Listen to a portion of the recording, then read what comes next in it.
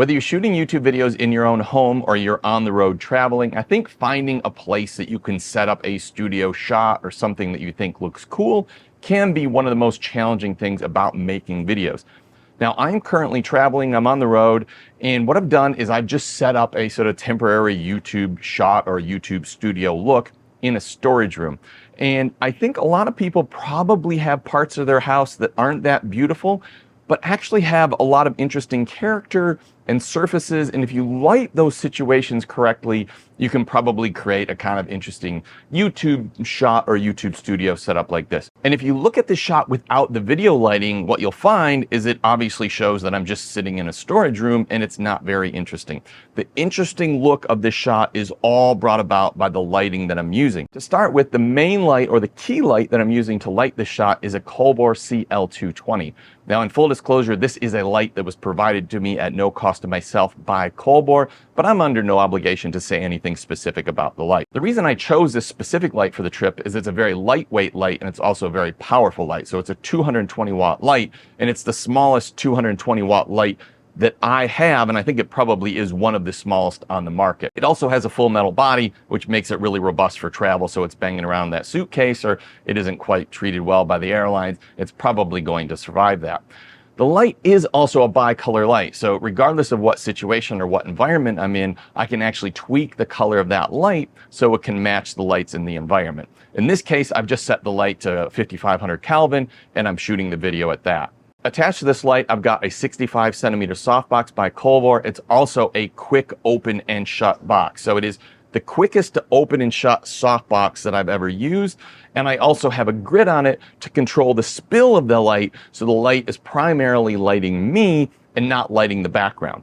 Now, the key to why this shot looks so interesting and good is those background lights. And those are just COLBOR pocket lights. And I've set them to different color temperatures. To start with, I have one that is straight over the top of my head, and that is giving me a little bit of an outline and setting me off from the background. That's what's often called a hair or a rim light. Then you'll see I've got two lights either side of me, and I've kind of got them even either side of my head pointing down. The reason that this all works so well is because I'm in a basement storage room, I've actually got steel I-beams overhead. So the light right over my head for this hair light is just magnetically stuck to the I-beam because these COLBOR lights actually have a magnet in the back, so you can just stick them to anything that's magnetic. So I've got the hair light there, and then I've got these two lights here, which are set to kind of a blue color that's giving that blue cast to the background. And then on this storage rack here, I've got a little pink light, and that is just shining across. That's giving me the few different colors going on in the background, and it's what makes the background look so interesting. Because there's so much stuff around the place and it is quite cluttered, I've also kept the background a fair bit darker than the way that I've lit my face. That allows the background to be quite dark, and it kind of gives this kind of dark mode look to the whole scene. And I really got this idea from a channel that the guy is pretty much the master of shooting a video in the basement and making it look amazing, and that's the GX Ace channel. And he actually shoots stuff in his basement, and he's turned his whole basement into like a sci-fi set.